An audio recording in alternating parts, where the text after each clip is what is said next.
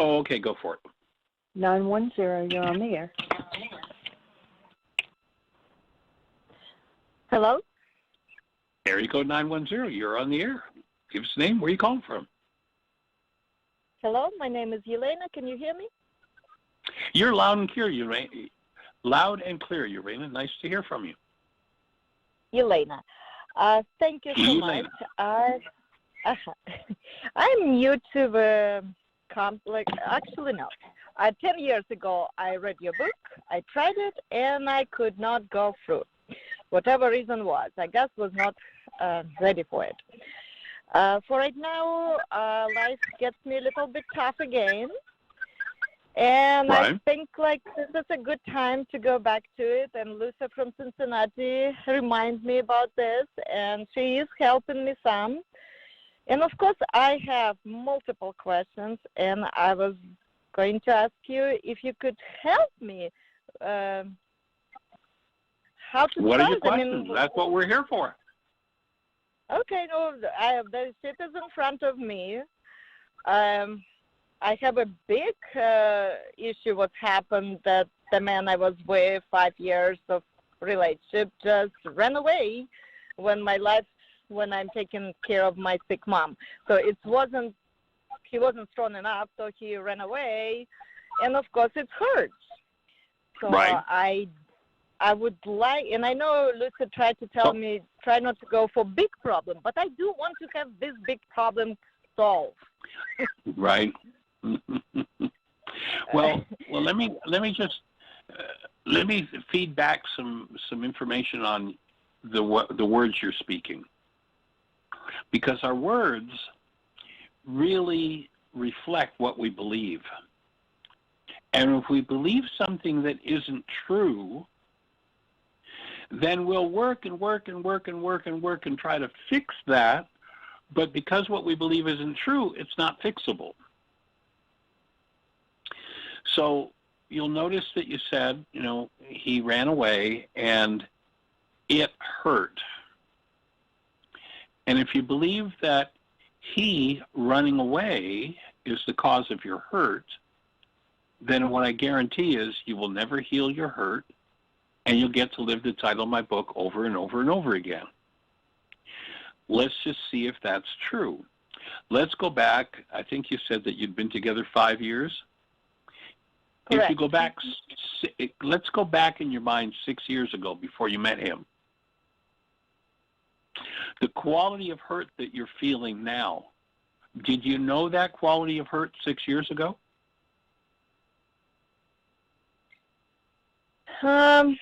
No, that was more loneliness then, because I did not have a good person to be around with. And I remember, I tried different relationships and all that, but I could not. That's what I remember 6 years ago. So 6 years, I was not that hurt, because now I am. How about 10 years ago? 20 years ago? I might not remember for sure, but I think this the problem I believe I might have, and over all these years, that I wanted so badly get married and have only one man in my life and take care of my kids, and somehow my life just gets me all this love relationships shit, which never, at some point, they just stop. 3, 4, 5 years maximum of my love relationships, and it just goes away at some reason or another. And I definitely see a pattern right now, especially. So I want to get out of this pattern. So 3, 4, 5 years, and you're left hurting. I think so. Okay. Let's say, lonely, angry. Why you know how your book name? Why me again? So this is definitely, for right now, definitely a good term with me. Right. So I'm going to suggest just a very minimal, very small change in language. Whoa, what was that? I'm sorry. I'm sitting in the park. I can't. My mom is sick, so it's not good to go back home. So I'm just in the park and whatever around people right by. Somebody you went and by. stuff. Sure, I understand. Okay. Yeah. Well, first of all, we'll hold both you and Mom in our hearts and healing and serenity for both of you. But just a small shift in language that I'll offer is, so he wasn't strong enough to handle it and ran away, and I hurt.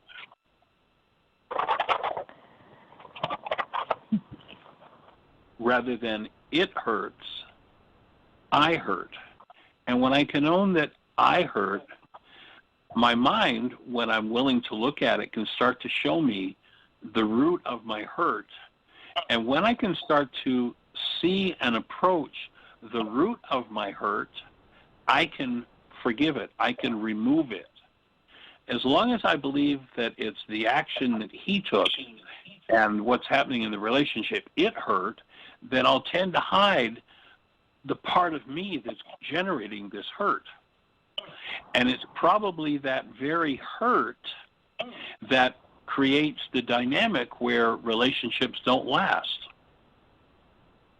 And as you're able to drop into and access that hurt, which when it starts to move will tend to lead to the kind of behaviors that create separation in relationship, when you can access that part of your mind, you'll tend to get rid of the behaviors that create that sort of separation. Does that make sense? It does, but how to put the right words in the right sheet so it works? Right. And by now I tried at least 40 of them of different types about my mom, about my emotions, about him. And I don't know where it's success, where it's not, and what I do and how to find the right words, like you just said. So it's probably hurt, but where it's from, how to get there.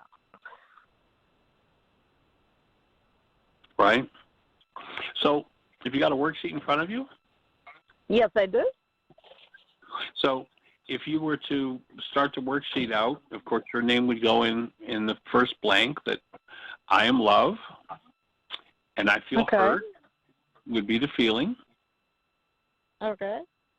Then go down to number 1C and put his name in the blank in number 1C.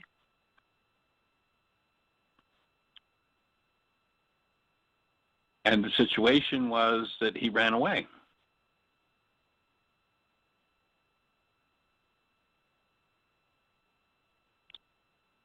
Or left me. I mean, does that matter which way this verbiage, how to say it? You might do both. You might do a worksheet where your language is he left, and then the other one might be, the opposite. You might find that each one will produce a slightly different healing result as you follow through to completion.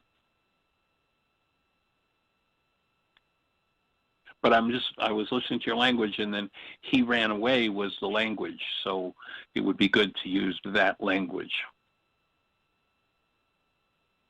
Which was suggested to me at my heart. I still don't know if that's 100% or both of them are correct. Ran away or left me. Right. Well, that's why I'm saying, when I do worksheets, I have a stack of a dozen blanks or so. I always have several blanks. And when I'm not sure, or I touch into something that I go, oh, there's another piece that I need to do, I'll start a new worksheet on the next blank while I keep the one that I'm doing currently. So I'd suggest you keep the one where he ran away, and then I'd start a second one where in that same blank, which would be number 1C, would be his name, and he left me. Okay. And so there's the starting point. Now, when you look at that hurt, let yourself hold that whole situation in mind. You had a relationship. It sounds like you thought that the relationship was really going somewhere, and then all of a sudden one day he's gone. In order to feel the particular hurt that you're feeling, what thought goes through your mind? That I'm all alone again. Okay. So that's what you put in number 1D. I'm all alone again.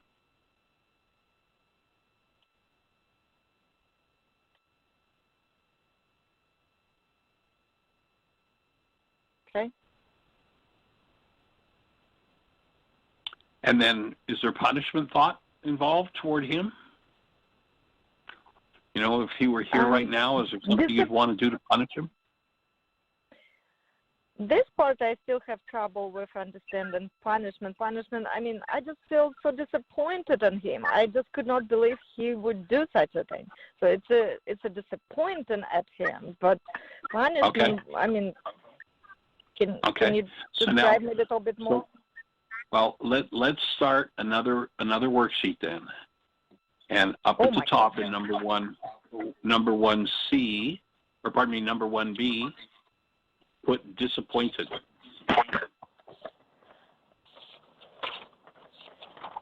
Okay.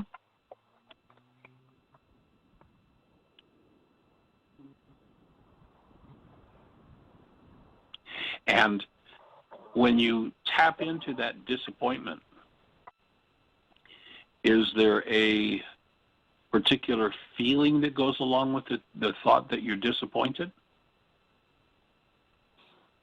And pardon me, I should have instructed you to put that disappointed into number 1D. Oh, 1D disappointed and 1B 1D, I'm disappointed in, well, yeah, you'd put the thought, I'm disappointed in number 1D.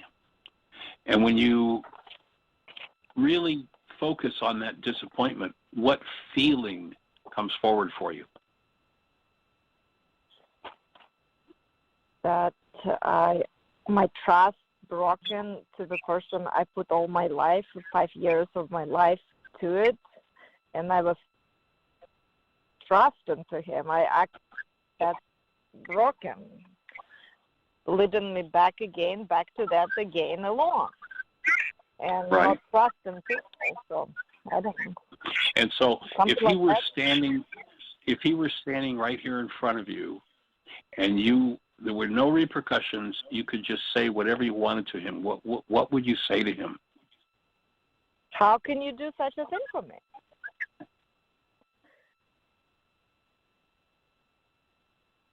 Go ahead. Which I'm already impressed to him in writing. So I already did it even to him. So that's what, I mean, is that considered punishment? Well, you know, it might be. I mean, would you be yelling that at him?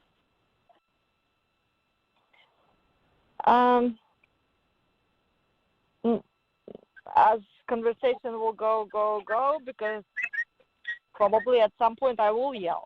Yeah. Okay. So then on that worksheet where you've got disappointment in number 1D, then go back to number 1B, and the feeling is probably anger. So in number 1B on that particular worksheet, I'd put anger.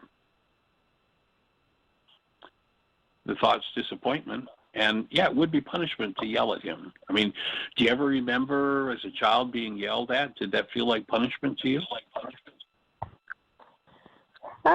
Yeah. I guess I wasn't yelled much or being abusive a childhood, so I don't really remember those. I remember feeling lonely and not being loved as much, but physical or aggression of any kind I never experienced, thanks God. No. So notice how the words you used to describe how you felt as a child are the same words that you're using to describe what's going on today after he's left. Correct. That's when you said what needs to be forgiven.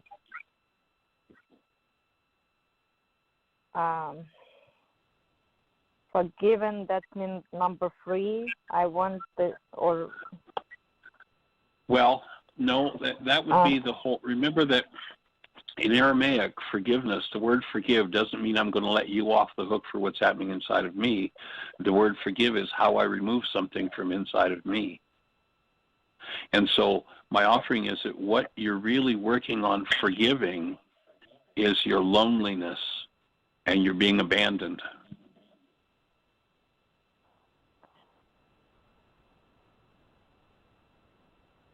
And as long as you hold, you know, when you realize that we're creators, we as human beings are creators. And everything that we hold in our minds literally radiates a literal measurable energy field. And it's through those energy fields, especially when they're emotionally charged, that we create our lives. And we tend to pull people in who are able to cooperate with us in that process. So let's say I'm a child, I've been abandoned, I'm lonely, and I come to believe, and I'm just using this as an example, I don't know whether this might be accurate for you or not, but I come to believe that, well, what I deserve in my life is to be abandoned.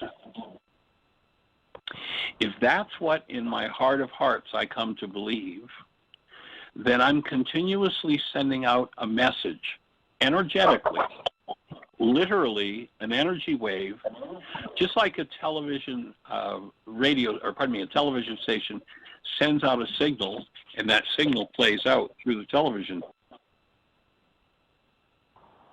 The kind of message that I'd be sending out, if that were my childhood, would be, hey world, whatever happens, I'm supposed to be abandoned and feel alone.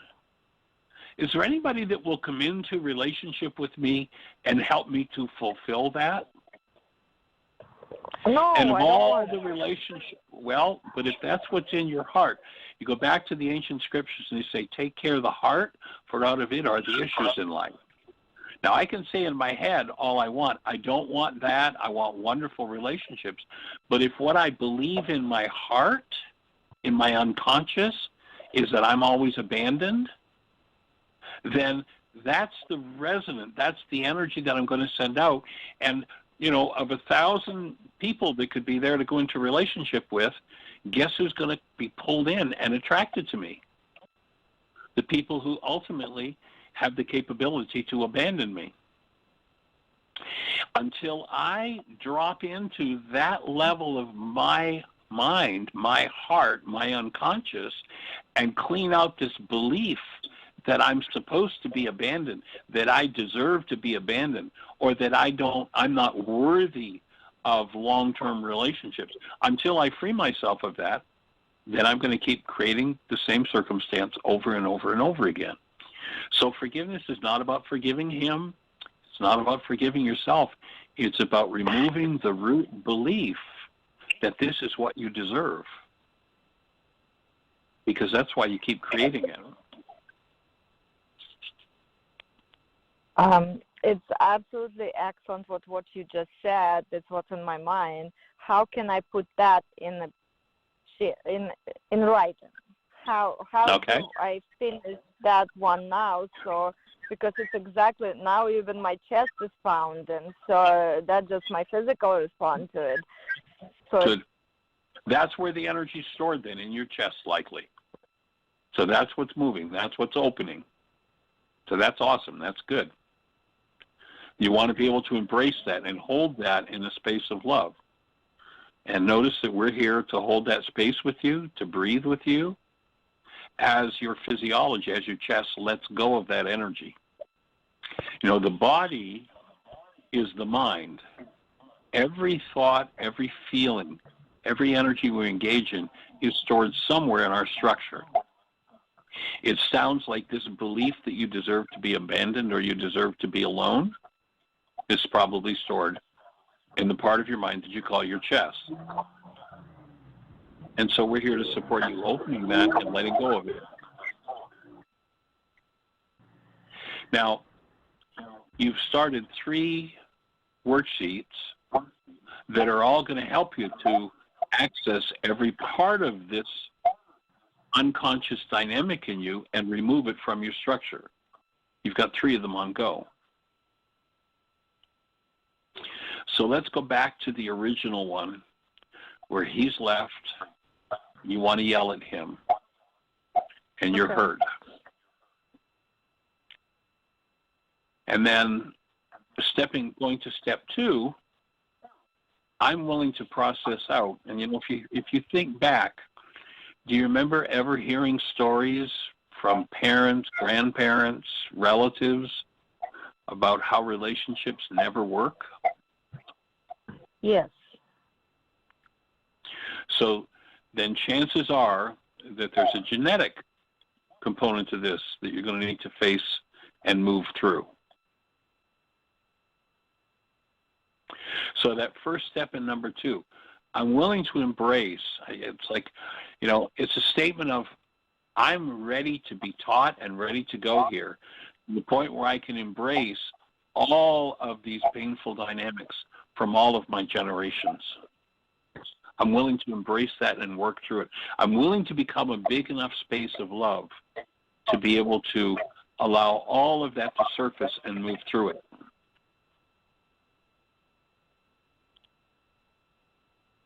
You breathing? Trying to, but the chest, like Okay. knife is in my chest, so I'm trying. Okay.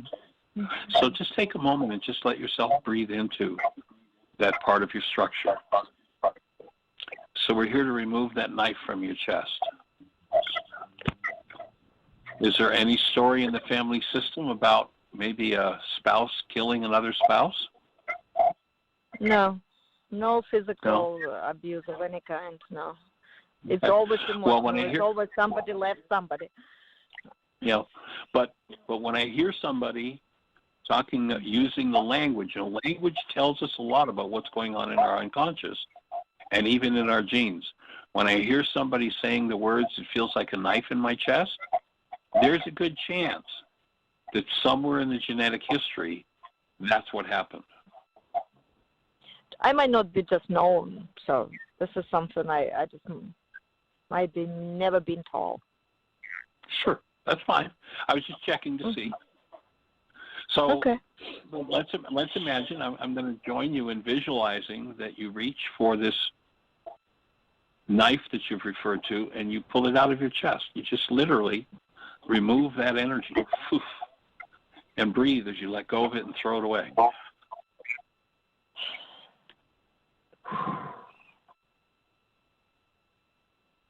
And soften into that place where that knife was. And what do you find there energetically?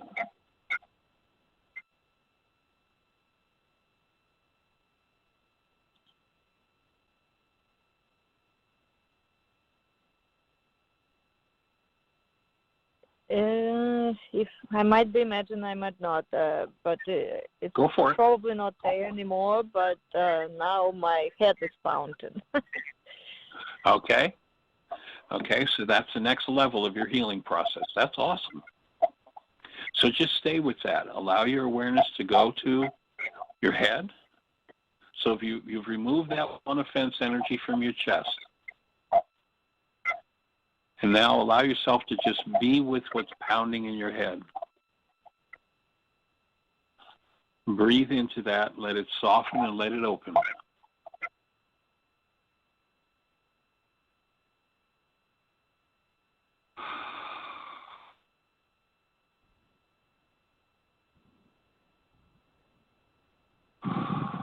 Okay. Okay, what's happening?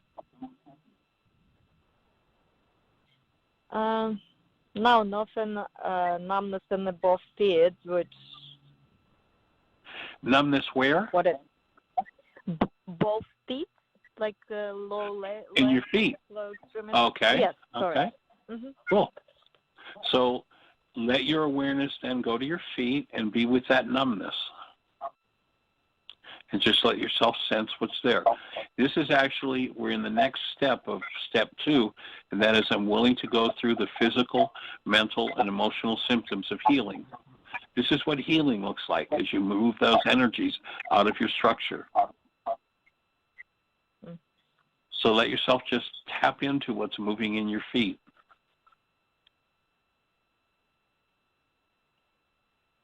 It's gone. Okay. Awesome. Nice work. So I'm willing to go through the physical, mental, and emotional symptoms of healing. And on a physical level, healing looks like any kind of physical symptom you've ever had and low energy. On a mental level, looks like any kind of negative thought you've ever had, perhaps confusion. On an emotional level, is any kind of negative feeling you've ever had, and perhaps depression. So the idea here is that I'm willing to embrace, I'm willing to get big enough as a space of love to embrace all of that right from the depths of my genes through my physiology and process it out of my structure.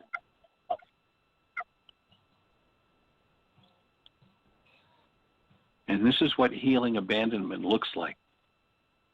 This is what forgiveness looks like.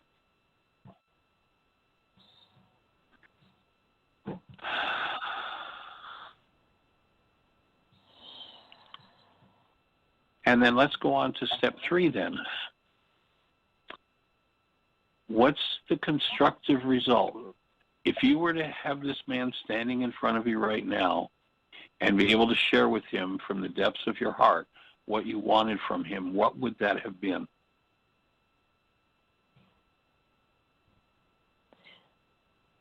I don't want anything from him anymore. I don't want to experience loneliness again. Right. Well, but now what you've done is you've just started another worksheet. So now you're doing a worksheet. Let's go to the 4th one now and start it. So I just and in number 1. I'm sorry. That's I know all right. we We'll go back and ran out of finish time sometimes, but that's okay. do we have to finish? We'll keep going back to it, but let's not. This is another part of the process. So Okay. start the 4th worksheet, where in number 1C, I am the object of attention. Okay. So it's I, and I don't want to experience this anymore. It's a thought. So just use that kind of as an anchor place for another piece of work you'll do after the show. And let's go back to this original sheet. You know, there's a thing that we call a hydra. And I don't know if you're familiar at all with Greek mythology, but in Greek mythology, there was this creature they called the hydra. And when you cut her head off, a dozen other heads grew out of the stump of her neck. It's called a hydra. This is what we call a hydra worksheet. You're starting in one area, but it's connected in many different places in your mind and your physiology, your feet, your head, your chest. So this is a hydra. You're touching into different parts of your structure where these things are stored and different types of energies that go into this complex that's called loneliness. And I always end relationships within a 4 or 5 year period. This is the complex that you need to open and process through and remove. And remember that the word forgive means remove. So this thing is how this worksheet is on him when you were in relationship and he's getting up and he's getting ready to leave. What is your goal for him? Now, it might be something as simple as, I want you to be here. But it might be, and you know, one of the things we can do is we can shift worksheets midstream by putting down a goal for someone or something other than the subject of the worksheet. So you want to make sure that when you start with somebody in number 1C, that it matches in number 3 and it's a goal that you have for them. So the goal might be for him to just be there. The goal might be for him to cherish you. The goal might be for him to be committed to you. The goal might be for him to be there forever. Each of those goals will produce a different healing result when you work with them. And you might work with all of those goals because there might be parts of your mind that hold all of those goals and perhaps many others as well. Can I just be for him to love me, even though there you at go. this point I really don't want to even see him, but... Right. But in the context of this worksheet, that's the goal, yes. Okay. And that might be a goal that expands out.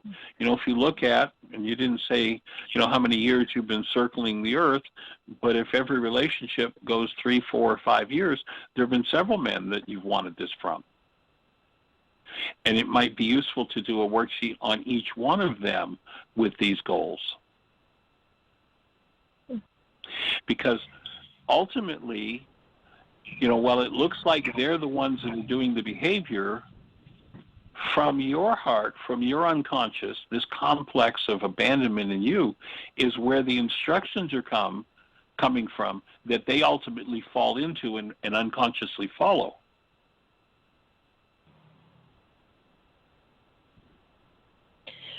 So then go ahead. Well, and I just want to say at this point that when we finish the show, you can go to our website and download this audio because we're covering so much territory. I would think that you could probably listen to this 20 times and you'll get a different piece of healing out of each time you listen to it. Oh, definitely. And I really, really appreciate it. It's really great work you guys do, and I bless you for all this, and thank you so much. I know 1 minute left, but what can I put as a goal for this one? I don't want to be alone anymore, or that's not appropriate for this one. Well, that would be a different worksheet, but let's go on with this one. So you want him to love you. That would be number 3. And now, and we do have a couple of minutes left, so we'll get through at least canceling the goal. So number 4 is where I tap into bringing forward the presence of love.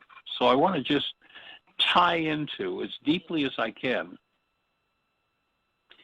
something that brings forward the most powerful love that I can tap into. Have you got something you can anchor that with? For right now, no. Now my mind is looking at the clock. It's over. So if you could just kindly help me with a few ideas. Okay. Mm-hmm. So then what you want to do is step 4, bring love present, because it's the presence of love that does the healing when we bring up what's less than love. So you'll want to do that step and then bring your answer exactly as you wrote it in number 3, bring it down to number 4. I just want him to love me. And then you cancel your goal for him to love you.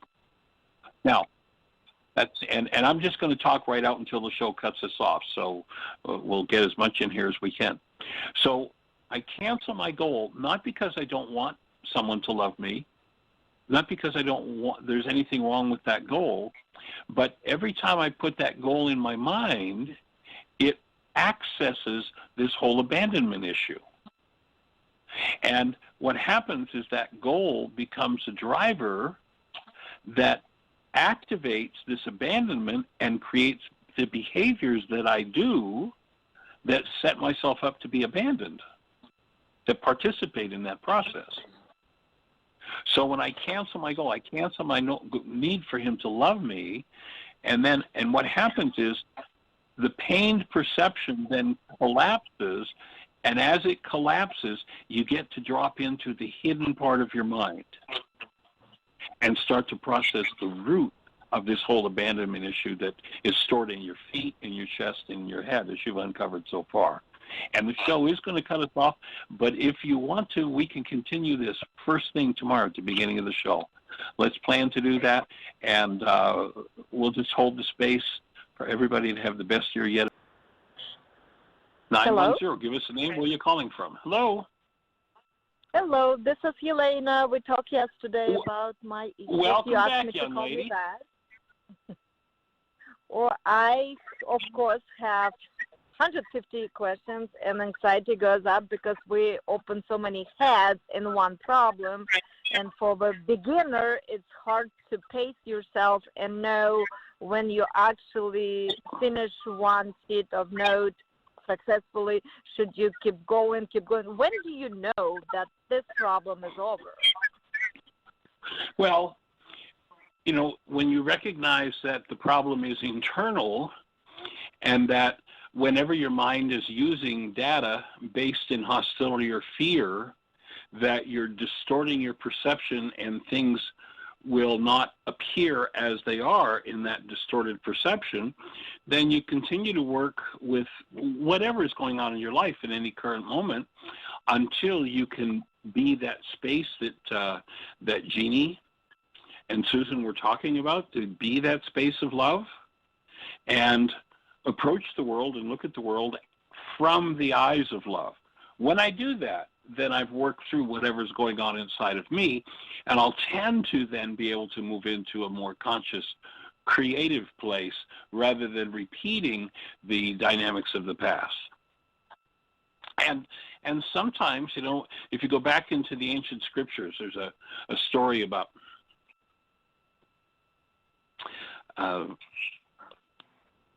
Job. And Job is, in essence, if you read that whole book, it's a story about a man in a healing crisis and the intensity of what that healing process looks like. You know, coming out of a world that is unconscious and functioning out of hostility or fear and moving to a space of conscious love is a major project when you realize that perhaps nobody in your bloodline has ever conceived of such a thing as being possible.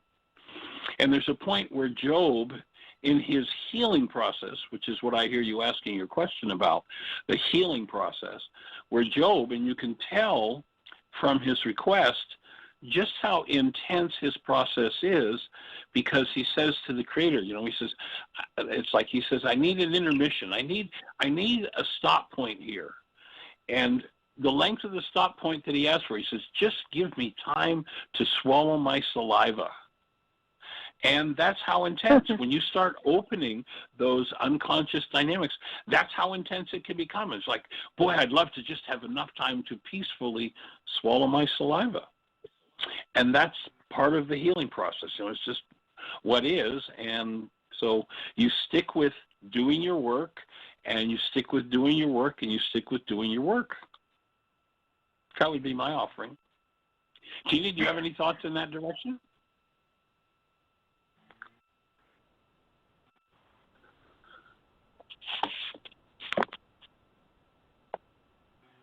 Okay, Jeannie's with the baby, so we may have lost her. Oh, go ahead.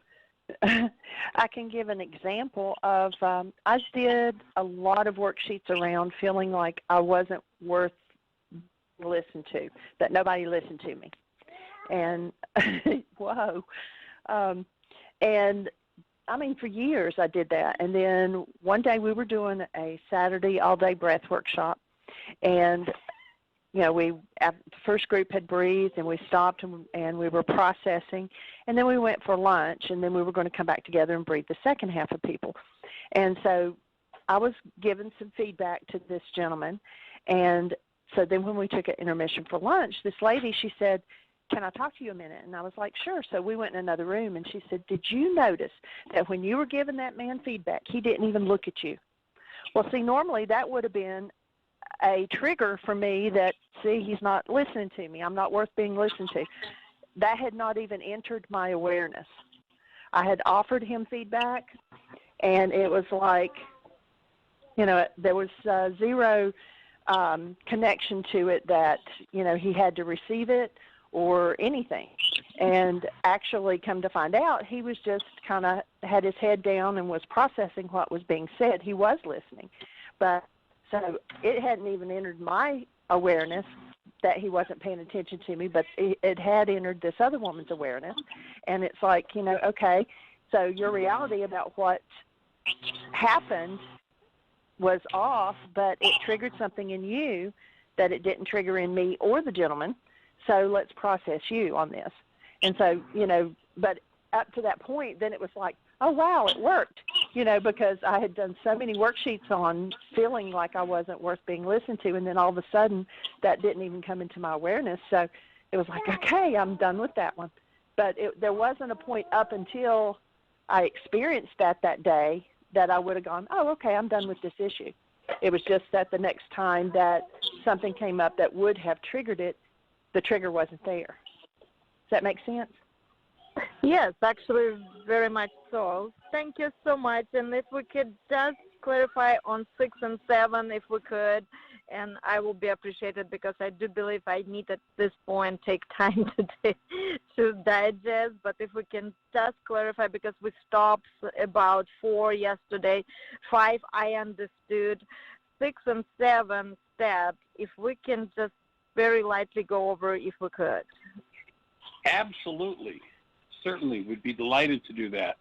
And basically, step 5 is where you do the forgiveness process. Step 5A, where you actually cancel the goal. Step 5B, for anybody who was listening yesterday and hasn't gone through the process, 5B is where you realize that there is a power internal to you that can assist you in this process of accessing unconscious dynamics and moving energies based in pain out of your system. So that's step 5A and B. And then in step 6, basically all you're doing is, the first part of it, is you're documenting what it is that's moving in you. So in step 6A, I look back at the story that I've told in step 1, and I retell that story from where my mind is now. So if Jeannie, let's say if she were doing a worksheet around that situation that she just shared with you, that worksheet might have started out with, as she said, well, I'm never listened to. But then in step 6, it's like, well, whether he was listening or not wasn't my issue. It doesn't matter. And so the most common feedback that I get from people when we get to step 6, there's usually, and oftentimes around situations that are, quite painful for them. There's a lot of pain moving inside of them. When they get to step 6A, their perception shifts. They're now just telling the story about how does that situation look like now? Or what does that situation look like now? And the most common feedback I get is like, I don't even know why I was ever so upset about it. It's like there's nothing there to be upset about. It's just an experience. It's just what is. That's the most common feedback that I get from people. But when they started the worksheet, before they processed whatever their pained energy was, that situation was, they thought the situation was very traumatic. Having forgiven or removed the trauma energy around it, they can look at that situation and go, so what? Not a big deal. Then in step 6B, I've looked at what the situation looks like now, and then I move into, heading to step 6C. I'm gonna start to look at a time. Oftentimes when something happens and I'm in pain or turmoil, it's because of a repeating pattern, or why is this happening to me again experience. And so when I look at a time when I violated my own goal, so let's say in that circumstance we were just talking about, I want someone to listen to me, then I'm going to look at when was a time when I was not listening to someone else. So when did I violate the goal? And in step 7, I'm going to, around whatever the core of the issue is. So again, using Jeannie's example, seeing as how that's a conversation she just shared, if I were Jeannie doing that worksheet, then in step 7, I want to formulate a goal. I've canceled the goal that I held for whoever the object of attention of this worksheet is. And now I'm going to form a goal that I'm willing to achieve in regard to this person.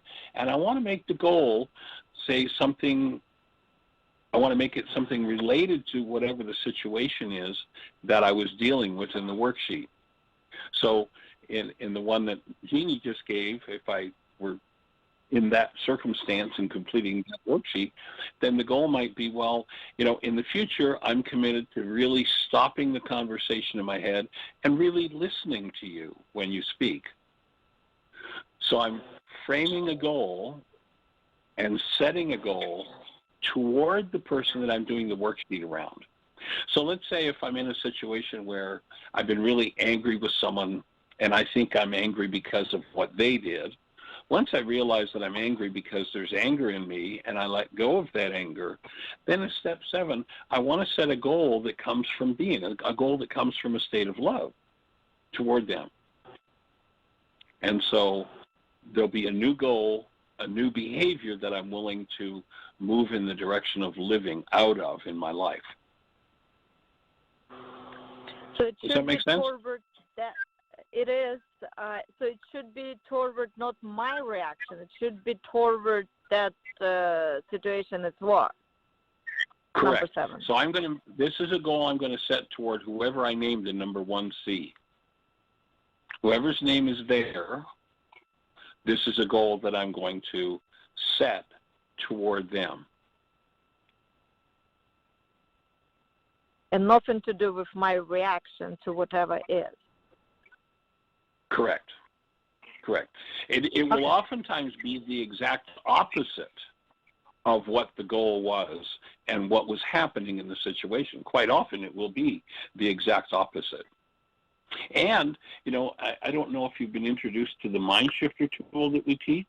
Have you worked with that yet at all? Very, very little. Again, I'm starting on all of this again.